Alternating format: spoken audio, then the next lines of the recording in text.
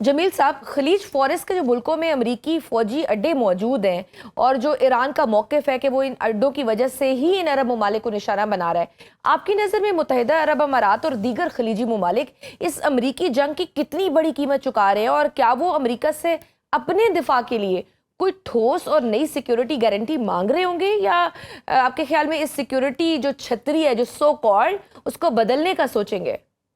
ان کے لیے یہ سیکیورٹی جس کے لیے انہوں نے ان سے معاہدہ کیا امریکہ سے کہ آپ کی سیکیورٹی اور ہمارا تیل، اور ہم یہ تیل جو ہے ہمیشہ اپنا فروخت کریں گے ڈالرز میں، اور ظاہر ہے وہ ڈالرز میں فروخت کریں گے تو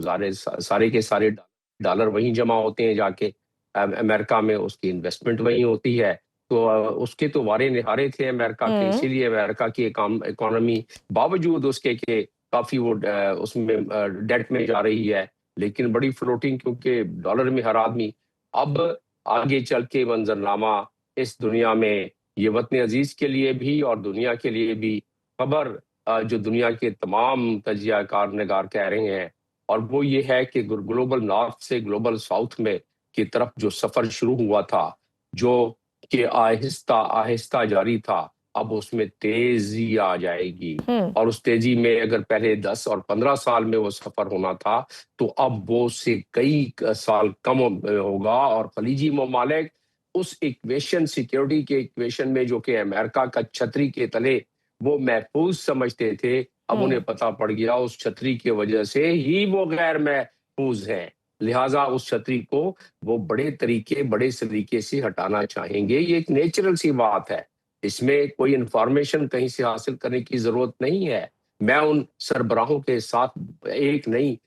درجنوں میٹنگیں کرتا رہا ہوں، مجھے ان کے مزاج اور ان کی سائیکالوجی کا پتہ ہے۔ عرب سائیکالوجی یہ ہے کہ ایک دفعہ اگر کوئی ایک بل سے سانپ کے ڈسا جائے تو دوبارہ بار بار اس سانپ کے بل سے نہیں ڈسا جاتا ہے۔ ان کو پتہ پڑ گیا کہ یہ بیسز جو ہیں یہ ان کے لیے کتنے خطرناک، کیوں خطرناک؟ ایک تو یہ ہے کہ کچھ ان کو حفاظت نہیں ہو سکی، وہ جو پیٹریاٹ میزائل تھے وہ بجائے ان کے پاس رکھنے کے ان کو بچانے کے لیے انٹرسیپٹ تو ہو رہے ہیں، لیکن اس کے باوجود ان کے پاس کمی ہے خلیجی ممالک کے پاس، اور زیادہ تر امریکی جو ہیں وہ اسرائیل کو بچانے کے چکر میں وہاں انہوں نے شفٹ کیا ہے اپنی طاقت، یہ پتہ ہے ان کے ہمارے اماراتی بھائیوں کو۔ اور ساتھ میں اب ہوگا کیا، جو سیکیورٹی پیراڈائم ہے اس خطے کا وہ چینج ہونے لگا ہے، اور جو میں نے گلوبل نارتھ اور گلوبل ساؤتھ کی بات کی، اب جو سلسلہ سیکیورٹی پیراڈائم کا بنے گا اس میں پاکستان، جہاں سے بات آپ نے شروع کی تھی،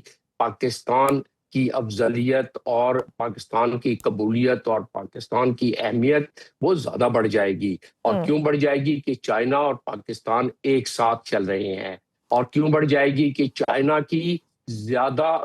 بہت زیادہ یہاں اسٹیک ہے ایران کے ساتھ بھی، اس خطے میں بھی۔ چائنا کیونکہ کبھی لڑائی اور جنگ کے میدان میں نہیں کودتا ہے، اس لیے کہ چائنا چاہتا ہے کہ اس کی معیشت کی رفتار اور اڑان اسی طرح چلتی رہے، اور جس طریقے سے تخمینہ لگایا گیا ہے مختلف دنیا کی بڑی بڑی نامور کمپنیوں کے طرف سے کہ چائنا 1930 میں، یعنی اب 4 سال رہ گئے ہیں، 2030 میں چائنا دنیا کی سب سے بڑی معیشت کے طور پر ابھرے گی، اور عسکری قوت چائنا اور رشیا کی ملا کر اگر دیکھا جائے آج بھی تو وہ اسپیس ویپنائزیشن میں بالکل برابر آ گئے ہیں امریکہ کے، اور عسکری قوت ان کی جس حساب سے بڑھائی جا رہی ہے چائنا کی، رشیا کی، اور خاص طور پہ چائنا جس طرح سے وہ نئے ویپنز کے ساتھ آج جو ایران چن کے نشانے پر جا رہا ہے، obviously بیک اینڈ پہ ان کی سپورٹ ہے۔ سر، آپ متحدہ عرب امارات میں پاکستان کے سفیر رہے ہیں اور وہاں کے حکمرانوں کے مائنڈ سیٹ اور سیکیورٹی خدشات کو بہت قریب سے جانتے ہیں۔ ایران کا یہ دعویٰ کہ اسے یو اے ای میں ایک مبینہ خفیہ امریکی میٹنگ پر حملہ کر کے 37 فوجیوں کو مارا، اس کے بعد اماراتی قیادت آپ کے خیال میں کس شدید نفسیاتی اور اسٹریٹجک دباؤ سے گزر رہی ہوگی؟ کیونکہ آپ دیکھ رہے ہیں کہ آپ کا وقت بھی کافی گزرا ہے، اس جنگ میں یو اے ای کی شدید متاثر ہونے اور امریکہ کی جانب سے مناسب دفاع نہ ملنے کے بعد کیا آپ کو لگتا ہے کہ عرب ممالک ہمیشہ کے لیے امریکی سیکیورٹی بلاک اور اس کی نام نہاد گارنٹیوں سے نکل کر خود کو ایک آزادانہ یا پھر ملٹائی پولر یعنی چین اور روس کی طرف جھکاؤ رکھنے والے بلاک خصوصاً جیسے پاکستان اور سعودیہ کا دفاعی معاہدہ ہو یا لیبیا کے ساتھ ہماری عسکری ڈیل ہو، اس کی طرف منتقل کرنے کا سنجیدگی سے سوچ رہے ہوں گے؟ نہیں، یہ تو اماراتی کے بس میں نہیں ہے، یہ ایک آرگینک طریقے سے یونی پولر سے کی طرف ملٹائی سے بائی پولر، پولر ہاں۔ کی طرف دنیا موو ہونا شروع ہو گئی، اور یہ جو اس وقت جنگ ہوئی ہے اس خطے میں، اس نے اس کے سپیڈ کو پہیے لگا دی ہیں، جس طرح کہ میں نے ابھی بات کی چند لمحے پہلے آپ سے، تو وہ تیزی آ جائے گی، اور اماراتی ظاہر ہے وہ چاہیں گے کہ اس ایکویشن میں شامل ہوں جہاں ان کی پروٹیکشن ہو، جہاں اس کی پراسپیرٹی ہو۔ اب تو وہ یہی جو ایس سی او کی کنٹری ہیں اور یہ جو گلوبل ساؤتھ ہے، اس کے ساتھ ملنے میں ہی، جب میں بھی وہاں تھا تو مجھ سے کچھ سربراہان نے بات کی تھی، اور اس لحاظ سے بات کی تھی کہ ہم پاکستان تک پائپ لے کے جانا چاہتے ہیں، کیونکہ پاکستان ایک مضبوط ملک ہے، وہاں اگر ہم اپنے آئل کو ذخیروں کو وہاں ذخیرہ کر کے رکھیں گے تو وہاں کوئی اس پر حملہ نہیں کر سکے گا۔ تو یہ اس وقت بھی بات چل رہی تھی، لیکن وہ بات کیونکہ سست روی کی وجہ سے اس وقت کی حکومت نے سست روی دکھلائی اور اس پہ زیادہ اس کو کیش نہیں کرا سکے، لیکن اب وہ سلسلہ اور زیادہ تیز ہو جائے گا۔ آپ دیکھیں گے کہ اپنے بہت سارے ایسیٹس یہ ممالک، خلیجی ممالک، وہ پاکستان میں خاص طور کے آئل کے حوالے سے پاکستان میں کرنا شروع کریں گے، اور جس کا مطلب یہ ہوا کہ اب اماراتی، آپ نے 35 ذکر کیا عسکری افراد کا امریکن، اس میں تو بالکل عقل قبول کرتی ہے، ظاہر ہے اس کی انفارمیشن مصدقہ تو نہ کوئی دے گا، نہ امریکہ چاہے گا کہ باہر نکلے۔ ایک بات تو حقیقت ہے، جس طریقے سے 17 بیسز کو خاص طور پر بالکل ناکارہ کر دیا ہے ایران نے، اور 27 بیسز پر حملہ کرتا رہا ہے، جس کے بعد وہ بیسز خالی ہو گئے، خالی نظر آ رہے ہیں۔ اب تو سویلین آبادی میں وہ کیموفلاج ہو کے کام کر رہے ہیں، ان کی وہی افراد، وہی ٹیمیں، اور یہ خود ان کی اپنی اکابرین نے،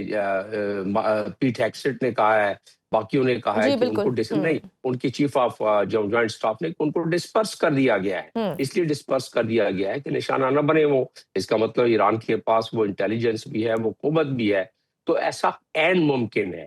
35، بلکہ یہ جو بتائے جا رہے ہیں کہ 13 یا 17 جو بھی امریکن ہلاک ہوئے ہیں، اگر صرف احاطہ کر لیں کہ حملے کتنے ہوئے ہیں، احاطہ کر لیں کہ نقصان کتنا ہوا ہے، جو فوٹیج باہر نکل سکی ہے صرف اس کو دیکھ لیں،